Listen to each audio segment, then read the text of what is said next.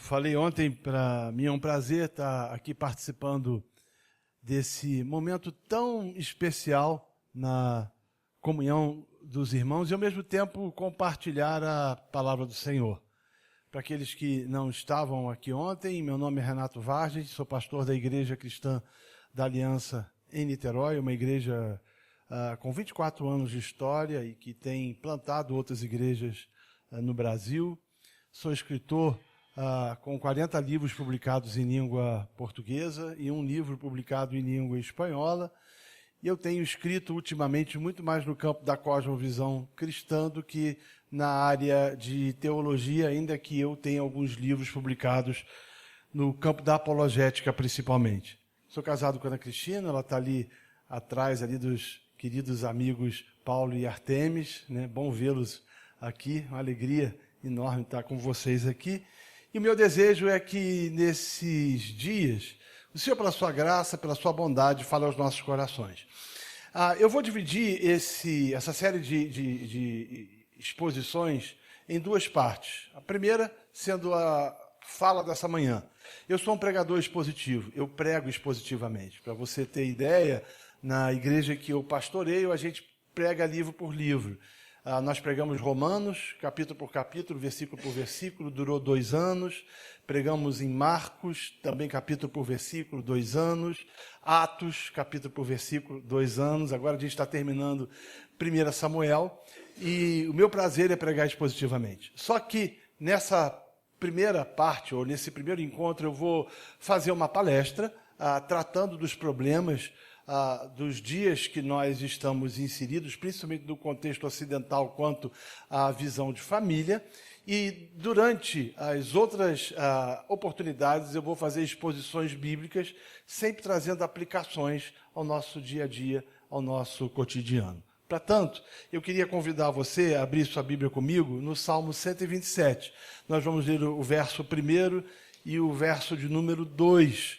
São textos, é um texto, melhor dizendo, conhecido por todos nós, mas eu gostaria de convidar você a colocar-se de pé para que a gente possa fazer a leitura desses dois versículos da palavra do Senhor. Eu vou ler e eu peço aos irmãos que acompanhem atentamente. Se o Senhor não edificar a casa, em vão trabalham os que a edificam. Se o Senhor não guardar a cidade, em vão vigia a sentinela. Será inútil levantar de madrugada, dormir tarde, comer o pão que conseguiram com tanto esforço. Aos seus amados, ele o dá enquanto dorme. Você pode se sentar, por favor. Meus irmãos, a gente vive num tempo onde as pessoas anseiam por felicidade. Na verdade, o hedonismo é uma das características, uma das filosofias que mais tem tomado conta do coração de cada cidadão brasileiro e, por que não dizer, de cada cidadão do Ocidente. As pessoas querem ser felizes e, como se costuma dizer no Rio de Janeiro, mostrar para todo mundo a favela que nasceu. Ou seja, desejam expor, explicitar e vivenciar felicidade de toda forma e de todo jeito. Para isso, procuram a todo custo alcançá-lo. E nessa perspectiva, a filosofia, ou uma das filosofias reinantes é farinha pouca, meu pirão primeiro, como costuma se dizer por aí. Eu quero atingir os meus objetivos, desfrutar de alegria, de felicidade, e eu estou disposto a fazer qualquer negócio. Entretanto, a sociedade que a gente vive, que a gente está inserido, vivencia e experimenta conflitos dos mais variados e distintos. Se não vejamos, permita-me de forma sucinta tratar de algumas características do mundo a qual a gente está inserido e a visão que se desenvolve em relação, por exemplo, à família. A gente vive numa sociedade hedonista, como disse, egoísta, e eu vou usar um neologismo agora, umbígua. Uma sociedade que se preocupa com o seu próprio umbigo somente. E é exatamente o que a gente vê isso, né? Eu não sei quantas pessoas nós temos aqui no Rio de Janeiro, do estado do Rio de Janeiro, mas isso se reflete muito claramente no trânsito. Ninguém dá vez para ninguém, né? Se o pedestre resolver atravessar na faixa destinada a ele, provavelmente o miserável vai ser atropelado, porque o indivíduo não quer perder tempo, ele quer atingir o objetivo dele na forma e no modo mais rápido possível. Isso sem falar nas relações. Os relacionamentos são relacionamentos umbigos, né? Onde as pessoas estão voltadas especificamente para poder alcançar a tão dita, esperada e maravilhosa felicidade. Segundo lugar, a sociedade em qual a gente está inserido é uma sociedade que relativizou o absoluto. E isso se percebe claramente nos aspectos e nos âmbitos mais variados dos nossos dias. Por exemplo, permita-me falar um pouco sobre a visão de mundo que a sociedade hoje tem sobre namoro. Se a gente voltar a uns 30, 40 anos atrás, e eu sei que tem pessoas aqui que viveram esse período, quando um rapaz queria namorar uma moça, ele ia ao pai da moça, independente se fosse crente ou não, e pedia autorização para namorar a menina, porque a prática social daquela época exigia isso, né? Com que ele fosse ao pai da moça e dissesse: olha, eu tenho boas intenções em relação à sua filha, né? Tenho um caráter probo, sou honesto, torcedor do Fluminense, coisas assim boas, né? Coisas assim satisfatórias. E o pai cabia deixar ou não. Quando a década de 80 surge, um comportamento muda nesse aspecto de namoro, que é quando é inserido a ideia da ficação, né? O cara começa a ficar com a menina, se pintar clima, ele aí sim iria ao pai da menina e pedir autorização para namorar com a moça, mas era um comportamento novo. Com o advento do século XXI, esse comportamento teve mais uma migração. O cara não somente namora, ele não somente fica, mas agora ele pega. E aí essa perspectiva da pegação vai fazendo com que os relacionamentos sejam relacionamentos extremamente descartáveis, né? Houve uma reportagem feita em parceria pela revista Isto É e a Band News, onde questionou um grupo de jovens sobre uma festa que aconteceu, para variar, no Rio de Janeiro, denominada de Festa do Beijo. E aí perguntaram para um rapaz: e a festa, como é que foi? E o rapaz disse: ela bombou, ela foi maravilhosa, porque nessa noite eu beijei mais de 70 meninas. E fizeram a mesma pergunta para uma moça se a festa tinha sido boa. E ela, na mesma vibe, disse que tinha sido maravilhosa, porque ela tinha beijado quase 60 rapazes. Pasmem, isso passou até mesmo a ser comportamento de algumas igrejas evangélicas no Rio de Janeiro, onde passaram a organizar um tipo de festa dos sinais, onde o sujeito colocava a pulseira vermelha, verde ou amarela. Se ele colocasse a vermelha, porque ele tinha compromisso, se ele tivesse a amarela, quem sabe apareceria uma oportunidade para poder evangelizar alguém através do beijo, mas se ele colocasse a verde, ele estava livre para fazer o que bem entendesse. Essa relativização e essa descartalização se faz presente muito claramente na perspectiva dos namoros. Mas não somente isso, a própria relativização do casamento. O casamento ele foi extremamente relativizado, porque a perspectiva que guia, ou a filosofia que guia as pessoas é o seguinte: eu quero ser feliz. Se o casamento não me faz feliz, se eu descobrir que o príncipe não é príncipe, é sapo, se eu descobrir que a princesa não é princesa, mas é uma bruxa má, eu vou descartar esse relacionamento na lata do lixo. Afinal de contas, o que eu preciso, o que eu quero é ser feliz. Ao mesmo tempo, a gente vai ver a relativização do sexo. Você vai ver, por exemplo, que os conceitos que se tinham outrora em relação à sexualidade foram absolutamente metamorfoseados. Hoje em dia, por exemplo, 54% dos jovens evangélicos não veem nenhum problema de relacionamento sexual antes do casamento.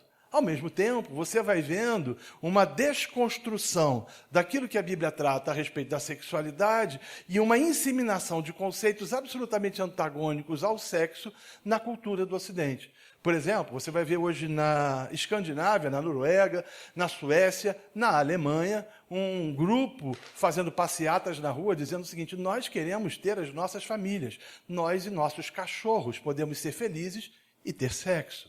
Então você percebe essa desconstrução clara e nítida. Se não bastasse isso, a gente vai ver a onda do poliamor se multiplicando de forma assustadora. Quando a gente olha para as redes sociais, por exemplo, você vai perceber que essa é uma defesa que tem sido, de certa forma, injetada na sociedade por boa parte das pessoas que acreditam que o que importa é ser feliz e mostrar para todo mundo a favela que nasceu.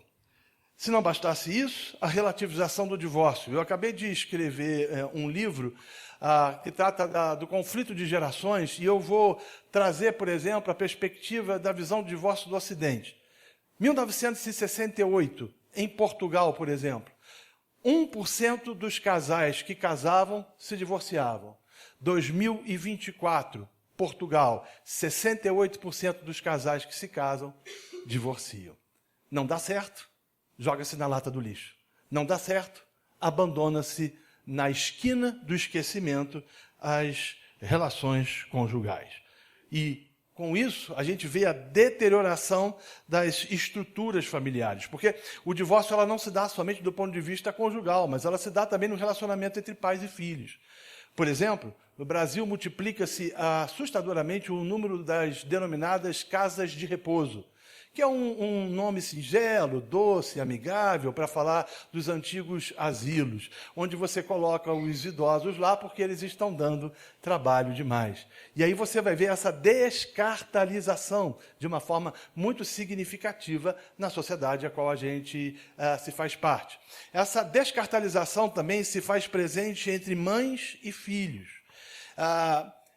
Até cerca de 10 anos, aproximadamente, 15 anos, era praticamente absoluta a afirmação de que quem abandonava as suas casas e os seus lares eram os homens, o que, de certa forma, continua acontecendo. Hoje, o processo sofreu uma mudança significativa, porque há um número significativo de mulheres que, no intuito, no desejo de serem felizes, olha aí a ideia da felicidade, dizem o seguinte: eu preciso cursar o meu mestrado, meu doutorado, meu pós-doutorado, ou eu preciso curtir a vida adoidado, e filho é um problema sério e significativo. E é nessa perspectiva que cresce no Brasil aquilo que tem sido denominado de geração no-mo. Você já ouviu falar nisso, geração no-mo? Eu vou tratar desse tema de forma muito ampla e larga no livro que eu escrevi, Feminilidade em Crise.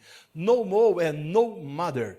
Nós vivemos numa sociedade hoje, e principalmente a brasileira, que aproximadamente 1/3 ou mais das mulheres em estado ou em condição de terem filhos, de não quererem mais, simplesmente pelo fato de que filho dá trabalho, o mundo é difícil, e aí cria-se às vezes até mesmo uma visão escatológica, pessimista, de que a coisa vai piorar, de que os dias vão ser piores, e eu não posso perder meu tempo, eu não posso perder a minha vida, então é melhor eu ser pai e mãe de pet.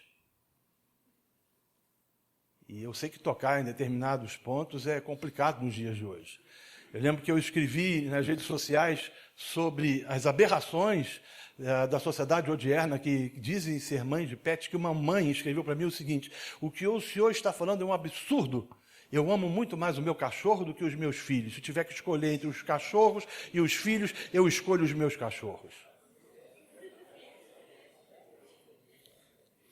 E a gente vai olhando a sociedade e a gente tem a impressão que a filosofia Zeca Pagodinho tomou conta. Deixa a vida me levar, a vida leva eu. Ou seja, aquilo que nós chamávamos de mal tem sido chamado de bom, aquilo que nós chamávamos de bom tem sido chamado de mal, aquilo que nós chamávamos de luz tem sido chamado de escuridão, e o que chamamos de escuridão tem sido chamado de luz, amargo de doce, doce de amargo, como muito bem disse o profeta Isaías, pelo fato inequívoco, inquestionável, de que nós estamos numa sociedade absolutamente desprovida das verdades do Evangelho. Se não bastasse isso, essa sociedade é uma sociedade que prioriza e valoriza o individualismo. É impressionante. Nós nunca fomos tão próximos, mas ao mesmo tempo tão individualistas. Nunca tivemos tanta facilidade de comunicação, mas ao mesmo tempo tanta dificuldade em fazê-lo. Já dizia Chacrinha que quem não se comunica se trumbica. E, na verdade, o que a gente vê hoje é uma geração que não consegue desenvolver nenhum tipo de relacionamento. E daí a questão dos próprios conflitos, né? Os da geração X não se entendem com milênios e não se entendem com Z, e o imbróglio está feito e os problemas se avolumam. É uma sociedade de consumismo relacional. A gente suga as relações ou os relacionamentos e os descarta, porque já não tem mais nada para se dar. Ao mesmo tempo, é uma sociedade que defende uma visão meio que perfeccionista, meio que hollywoodiana, ou mesmo dentro de uma perspectiva das novelas da Globo, de que aquele relacionamento feliz e ele é desprovido de problemas, e a gente, quando atinge ele, a gente experimenta um tipo de alegria perene e profunda, e quando a gente não experimenta, é melhor jogar fora e encontrar uma pessoa melhor. É uma sociedade com fobia de compromisso. Eu vou tratar nisso no Unindo Gerações, da visão de casamento, por exemplo, de Baby Boom, X, Millennium e Z. Millennium quer casar depois dos 30 anos de idade, se possível depois dos 35. Ele quer estar com os seus bens adquiridos, conquistados, até porque ele não quer perder tempo em construir uma vida a dois com uma pessoa que pode lhe trazer problemas. É uma geração subjetiva, nada é fixo, nada é concreto, tudo depende da interpretação. Você já deve ter ouvido pessoas dizendo isso. Não, você pensa a respeito de Deus, isso, mas o Deus que eu enxergo ou que eu penso é um Deus diferente desse que você diz ou daquilo que você fala. Não, a sua visão sobre educação de filhos é essa, mas eu tenho uma visão diferente. A gente não pode se basear na Bíblia, ela precisa ser atualizada, diziam alguns. É uma sociedade em que há banalização e ausência de valores morais. Eu bem sei que o evangelho não é moralismo. Evangelho não é cuidar do boquinha do que fala, o Salvador do céu está olhando para você. Alguém conhece essa canção de criança, né? Eu tenho horror a ela. Eu, quando criança, eu fazia parte da Liga Juvenil na Igreja Presbiteriana e tinha essa canção, cuidado boquinha no que fala, cuidado olhinho no que vê, o Salvador do céu está olhando para você. Eu olhava aquela canção e eu imaginava um velhinho de barba branca, zangada, com o dedo risto, vestido com a camisa do Flamengo, uma coisa horrorosa. Tem horror. Não, evangelho não é não toque, não faça. Evangelho é ter sido salvo, regenerado pelo Espírito Santo de Deus, transformado e vivendo para a glória do Senhor. Se não bastasse isso, homens e mulheres passaram a ter um enfoque exclusivo na carreira profissional e no materialismo. O secularismo talvez seja um dos problemas. Para tratar sobre o secularismo, eu precisaria de ter pelo menos uma hora e meia para conversar com você a respeito dos problemas que o secularismo tem trazido ao Ocidente e à igreja brasileira. A consequência disso é que nós construímos ídolos e abandonamos o que a Bíblia diz sobre casamento, educação de filhos e família. Além disso, o movimento feminista tem prejudicado a moral de muitas mulheres. O livro Feminilidade em Crise que eu escrevi, eu faço uma descrição do protofeminismo e das 3 ondas do feminismo e sua influência na sociedade a qual a gente está. E é impressionante, porque justamente disso você vê a emasculação, a desconstrução da masculinidade, a inversão de papéis e uma sociedade absolutamente desprovida daquilo que Deus diz e que Deus pensa. Agora, eu queria também abrir um parêntese. Lembre-se, eu estou fazendo uma palestra, não uma exposição bíblica. A partir de amanhã eu farei exposições bíblicas. Mas eu queria abrir um parêntese e fazer 4 considerações a respeito do casamento segundo uma cosmovisão cristã. É importante que a gente pontue que cosmovisão significa visão de mundo. É impossível nós não termos uma visão de mundo. Ninguém pode viver a vida de forma neutra. Você vai ser influenciado por alguma percepção. Ou você vai ser influenciado pela visão de mundo do marxismo cultural, ou você vai ser influenciado pela visão de mundo do Islã, né? Dependendo do lugar que se viva, ou mesmo do romanismo, ou até mesmo do protestantismo e outras. Mas a Bíblia nos traz algumas visões sobre casamento. Primeiro, o casamento foi criado por Deus. Essa por si só é uma base a qual deveria sustentar as nossas crenças e a nossa fé. Mesmo porque quando nós não acreditamos nisso, nós abrimos pressupostos palpáveis, tangíveis, para que vivenciemos ou experimentemos uma percepção equivocada. Ele é uma instituição divina. Terceiro, ele foi criado para a glória de Deus. E quarto, ele foi criado para a nossa felicidade. O que eu estou querendo contrapor com isso? O que eu estou querendo dizer é que existe, do ponto de vista das Escrituras, a possibilidade de um hedonismo cristão, de viver uma vida plena, feliz, desfrutando efetivamente daquilo que Deus nos concede, daquilo que Deus nos outorga mediante sua graça, que faz com que, mediante a obediência de princípios, vivenciamos ou vivamos a vida de forma plena, sem, contudo, termos que negociar alguns conceitos, abraçando valores e virtudes do pecado. Olha o que a palavra de Deus diz a respeito disso. Gênesis capítulo 2, verso 24 vai dizer: por isso deixa o homem pai e mãe e se une à sua mulher, tornando-se os dois uma só carne. Ora, um e outro, o homem e sua mulher estavam nus e não se envergonhavam. Gênesis 1, 27 vai dizer: criou Deus, pois, o homem à sua imagem, e a imagem de Deus o criou. Homem e mulher os criou, e Deus os abençoou e lhes disse: sede fecundos, multiplicai-vos, enchei a terra e sujeitai-a. Dominai sobre os peixes do mar, sobre as aves dos céus e sobre todo animal que rasteja pela terra. Esses dois versos vão nos trazer alguns conceitos que precisam ser entendidos, compreendidos, vivenciados e defendidos, a fim de que a gente possa desfrutar efetivamente dessa felicidade proveniente do reino e não proveniente desse mundo absorto em pecado. Por exemplo, o texto vai dizer que o casamento é monogâmico. Vai dizer que deixa o homem, a seu pai e sua mãe, e a mulher deixa também os seus familiares, e unem-se e formam uma família, uma só carne. Você percebe nitidamente que não há espaço, do ponto de vista das Escrituras, para o conceito da ideia da poligamia, ou de um tipo de relacionamento onde se desenvolve vínculos afetivos com outras pessoas sem que sejam efetivamente dentro do casamento e uma relação monogâmica. Segundo, o casamento é heterossexual. A Bíblia deixa clara isso. Então, a gente vive num tempo onde o politicamente correto, influenciado pelo wokismo, né? Essa geração que tenta, de alguma forma, desconstruir e criar um tipo de Babel na Terra, cuja perspectiva e o desejo é trazer o conceito de que a gente pode ser feliz sem Deus, o que é um equívoco grave. Na verdade, todos aqueles que querem ser felizes sem Deus caminham a largos passos para o inferno.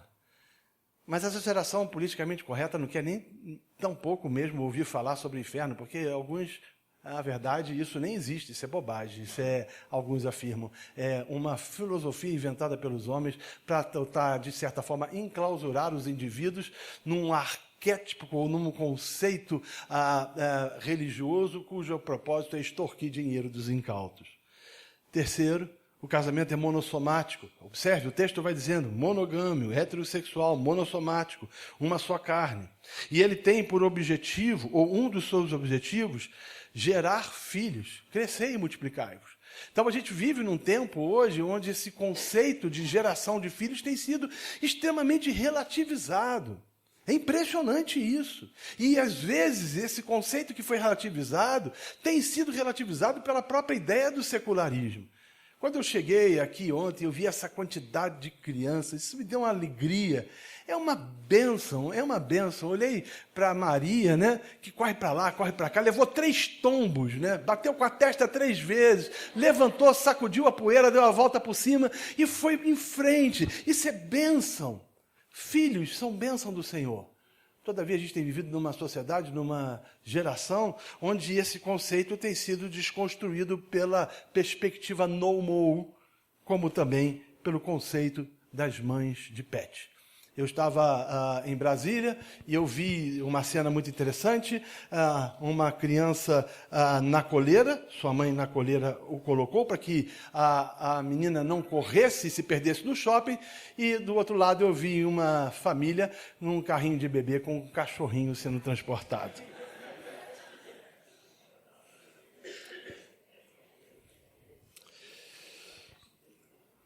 Interessante que o texto vai dizer também que ambos estavam nus e não sentiam vergonha. O que nos leva a entender, do ponto de vista da cosmovisão cristã, que o casamento deve ser desprovido de vergonha. Vou fazer uma pergunta. Por exemplo, querido irmão, sua esposa tem acesso livre ao seu smartphone? Vice-versa? Não, o telefone é meu, ninguém mexe. Na minha caminhada como ministro do Evangelho, eu já tenho mais de 30 anos como pastor, há brigas constantes dos casais por questões a dinheiro, é uma coisa impressionante. Eu lembro que chegou um à minha frente, um casal, e ele falou: pastor, nós estamos com um problema muito grave. E eu falei: o que é? Nós estamos brigando demais. E eu falei: eu não tenho visto vocês no culto. Ele falou: ela ficou doente. E ela não teve como vir, e eu fiquei em casa. E eu falei: o que você teve? Ela disse o que tinha tido. E ela falou: eu estava sem dinheiro para comprar o remédio. E ele falou: porque quis? Porque eu falei que emprestava. Quando você tivesse de volta, você me pagava. Eu olhei para o infeliz, para o miserável. Falei: você não está falando isso para mim, tá? Eu não estou entendendo isso. É uma sociedade louca. E foi isso mesmo. Ela pagou. E se demorasse mais, ia ter um santo juro ali naquele lugar. A gente pode afirmar que, segundo a cosmovisão cristã, o casamento foi criado com um padrão estabelecido por Deus. E que, portanto, deve expressar, e aí que está, graça e beleza. Eu tenho começado a escrever sobre a importância da beleza, não somente na liturgia, no culto, mas na vida. Você já reparou que a gente vive hoje uma celebração da feiura? No livro Feminilidade em Crise, tem um capítulo em que eu defendo, que eu chamo de a teologia da moda, em Gênesis. Você já reparou que as roupas usadas nas décadas de 30, 40, 50 eram bem diferentes das que a gente vê hoje? Parece que a gente foi tomado por uma perspectiva feia. Os nossos próprios cultos, as nossas próprias liturgias, as nossas músicas, elas se tornaram músicas empobrecidas. 3 notas e nada além, nada aquém. Mas Deus, em sua infinita bondade, através da aliança feita com o seu povo, trouxe princípios e valores através da sua palavra que precisam ser observados. E serão esses princípios, alguns deles, que a gente vai tratar durante as nossas próximas exposições. No Antigo Testamento, o povo de Israel tinha leis e costumes específicos para modelar a estrutura e os relacionamentos familiares de modo a diferenciá-los dos povos ao redor. Havia leis para valorizar a família. Havia leis que valorizavam a família e não somente ela, mas a mulher. Eu vou tratar no livro Paternidade em Crise sobre o que a Bíblia diz sobre patriarcado e a beleza e o conceito étimo dessa expressão e o que ela de fato efetivamente significa, e não as bobagens provenientes da boca de feministas que não sabem efetivamente dizer o que significa a beleza de uma sociedade patriarcal. Havia leis para valorizar a mulher, a fidelidade conjugal, o matrimônio, a autoridade paterna. Gente, o que a gente tem visto hoje é a desconstrução de conceitos que nos são caros. Em nome da chamada educação positiva, tem-se aberto mão de princípios relacionados à disciplina que deveriam ser usados na educação dos nossos filhos. A religião deveria ser passada de pai para filho. E é por isso, talvez, que haja tantos provérbios a respeito de que o filho aprende a sabedoria de seu pai. O menino ficava com sua mãe até aos 6 anos e depois, quando acontecia o desmame, ele ia passar a se relacionar com o seu pai num processo de discipulado que contribuía para a construção de uma relação saudável entre pai e filho. Isso não mudou no Novo Testamento. O papel do homem vem como cabeça do lar, e isso não significa dizer que ele é um déspota, um ditador, não é isso. Se faz presente através da fidelidade conjugal, e a necessidade também de instruir os filhos na fé são elevados ao nível do serviço prestado a Deus, e muito enfatizado por Calvino em Genebra, que dizia que a responsabilidade de educar os filhos nunca foi da igreja, mas sempre dos pais, e a igreja somente confirmava aquilo que os pais ensinavam. A pergunta é, e eu tenho que tomar conta para não ultrapassar o horário, diante de uma sociedade tão complexa como a nossa, o que a gente pode fazer? Como a gente pode se posicionar? Primeiro, como portadores da cosmovisão cristã, a igreja tem uma incumbência: proclamar ao mundo o padrão divino para a família e as consequências de abandoná-lo. O problema é que a gente não conhece as Escrituras. As estatísticas dizem que 50,66% dos pastores nunca leram a Bíblia toda. Quiçá os crentes.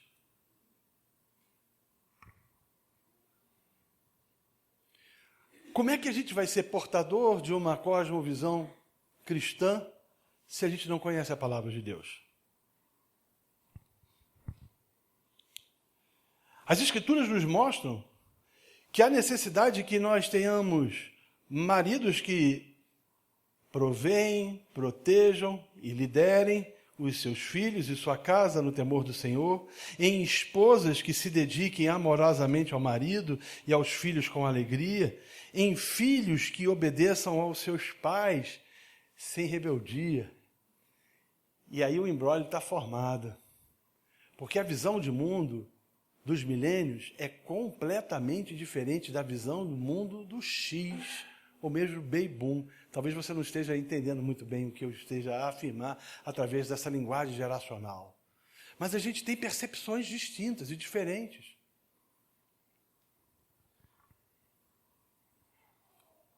Criar uma estrutura onde todos aprendem e ensinam uns aos outros a palavra de Deus e vivenciem a fé em Jesus Cristo. Ademais, torna-se mister que a contraposição mundana e caída sobre quem seja um homem seja feita de forma efetiva. E assim é mister que, primeiro, à luz da palavra, a gente precisa discernir que não existem casamentos perfeitos, filhos perfeitos ou mesmo famílias perfeitas, pelo fato inequívoco e inquestionável de que nós não somos perfeitos. Porque se fosse possível, alguns de nós talvez ligasse para o serviço de atendimento ao cliente no céu e falasse: há um probleminha em relação a essa menina que nasceu, que o senhor mandou aqui para cá, que Deus mandou o seu anjo. Será que o senhor podia nos ajudar a trocar? O produto está com defeito, alguém, é respondona, é mal criada. Não é? Ó Deus, eu pedi tanto ao Senhor um marido. E ele, antes de casar, ele era uma pessoa tão gentil, tão doce, tão amável. Agora ele é um ogro. Dá para trocar?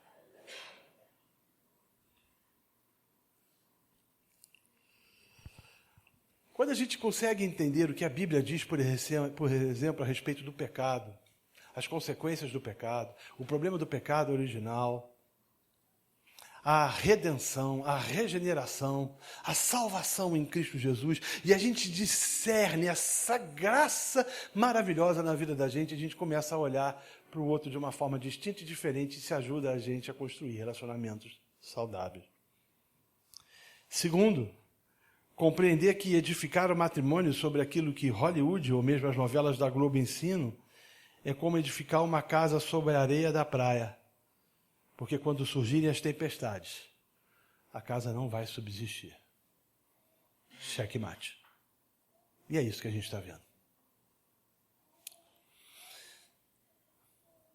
Mas, a gente, como disse, parece que está brincando de Zeca Pagodinho, né? Deixa a vida me levar, a vida leva eu. E a gente não procura saber o que a Bíblia diz a respeito dos relacionamentos. com sogro, com sogra, com genro, com nora, com filhos, com netos. E aí a consequência disso é que aquilo que o mundo diz faz com que a gente envolva, abrace e torne como modelo para as nossas vidas.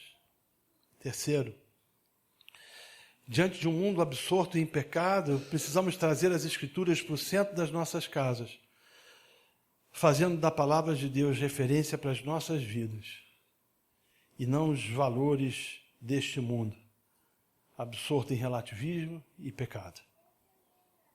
Até porque o modelo para a família deve ser buscado na sagrada palavra de Deus.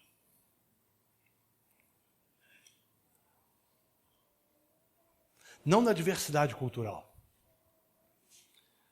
Em nome do desejo de se relacionar com a cultura, muita gente tem perdido alguns pressupostos importantíssimos à fé, fazendo com que a cultura prevaleça sobre aquilo que a Bíblia diz, desconstruindo conceitos que nos são caros, contribuindo efetivamente para a perdição de muita gente. Não. Nós não devemos ser guiados pelas percepções culturais, mas nos direcionarmos para o propósito do Criador. E para isso a gente precisa voltar à palavra de Deus. Quarto lugar, ensinar a família a amar a Deus acima de todas as coisas. Já reparou que o culto público hoje se tornou tão banalizado? A gente tem, na verdade, eu defino que existem 3 tipos de desigrejados. Primeiro é aqueles que eu chamo de semi-igrejados, que é um problema que a gente tem no Brasil hoje gravíssimo. Semi-igrejado é aquele sujeito que vai 2 cultos, falta 4. Vai um, aí aparece no culto de ceia, aí você pergunta, irmão, o que aconteceu? Rapaz, você não sabe da minha vida. O único dia que eu tenho livre é domingo. Eu tenho, que passar roupa, tenho que lavar roupa, eu tenho que fazer um bocado de coisa. E é o dia também que eu posso e que eu tenho para estudar. Deus entende, e quando der um tempo eu apareço por lá. Na verdade, o semi-igrejado é muito similar àquilo que nós vimos no Brasil na década de 70 e 80, do catolicismo romano, que ele dizia o seguinte, não, eu sou católico, eu só não tenho tempo para ir à igreja. E a gente vai ver alguns crentes dizendo isso, não, eu sou crente, eu só não tenho ido à igreja, o que é uma incongruência. É uma falta de conhecimento, de entendimento claro do conceito bíblico de membresia, de relacionamento, de fazer parte. Não tem como.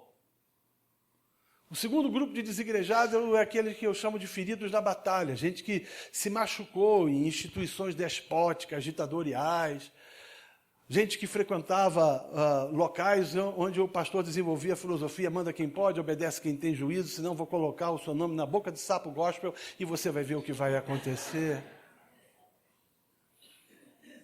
Mas existe um grupo ainda mais pernicioso. São aqueles que dizem amar o noivo e odeiam a noiva. São pessoas que vivem pelas redes sociais falando mal da igreja. São filhos do diabo. São haters da fé. Que criticam a noiva sem o menor temor, entendendo que o Senhor é aquele que é poderoso para mudar a história da sua igreja. Eu lembro do Ronaldo Lidório contando uma história muito interessante. Ele disse que no dia do casamento dele, por volta de 3 horas da tarde, estava uma bagunça, não tinha nada no lugar, o local não estava pronto, não tinha decoração arrumada, os salgados não tinham chegado, nada pronto. A noiva sequer tinha começado a se arrumar, e quem chegasse ali iria dizer, não tem jeito, esse casamento vai atrasar umas 3 horas. Mas ele conta que no horário marcado, a noiva estava linda. É isso que é o Evangelho. Deus cuida da sua igreja, então cuidado. Be careful, como costumo dizer alguns. Cuidado ao falar mal da noiva do Cordeiro. E aí, nessa perspectiva, tem muita gente que fala assim, não, hoje eu vou assistir o jogo do meu time do futebol em casa, E não vou para o culto, e a criança fala, papai, vamos para o culto. Não, não vou não, papai está cansado e papai precisa. Deus está dando para papai essa oportunidade de ele ver o Botafogo ser campeão. Eu não terei essa oportunidade na vida.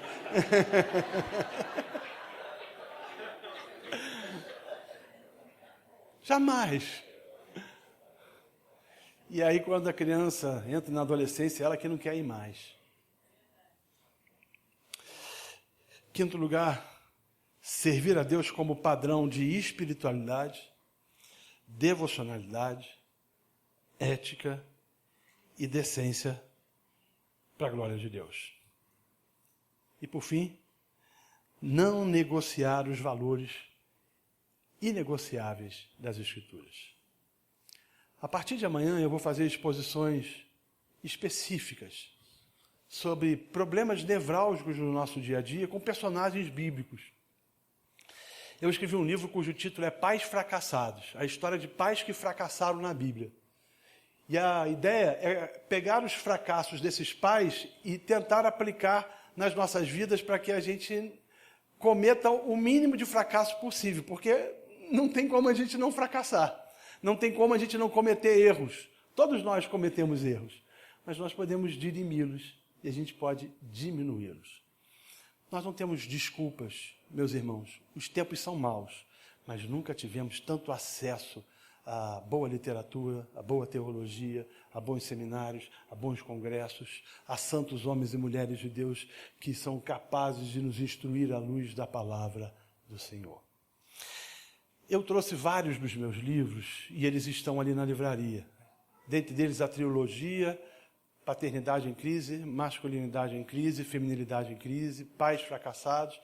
E o lançamento, que vai ser lançado na Consciência Cristã agora, eu tenho esse livro aqui. Ele não foi lançado, ele vai ser lançado. Vocês estão sendo o primeiro lugar que está tendo acesso ao livro Unindo Gerações, que é o livro que vai tratar do conflito. Antes mesmo da minha igreja, esse livro está aqui. Então, quem quiser, lá na livraria, cadê o café? É lá na livraria, café? Isso, lá na livraria você pode adquirir esse material. Deus abençoe a todos. E a minha oração é que esse evento, congresso, essa conferência, seja muito mais do que momentos marcantes do ponto de vista da fantasia, do lúdico. A programação está maravilhosa. Eu fiquei encantado ontem ver aquela programação. Eu falei ontem aqui para vocês, até comentei com a Ana Cristina, eu sou uma pessoa tímida, eu perco a timidez quando eu estou de frente do público. E aí, para mim, eu não tenho essa timidez, mas eu sou uma pessoa bem tímida.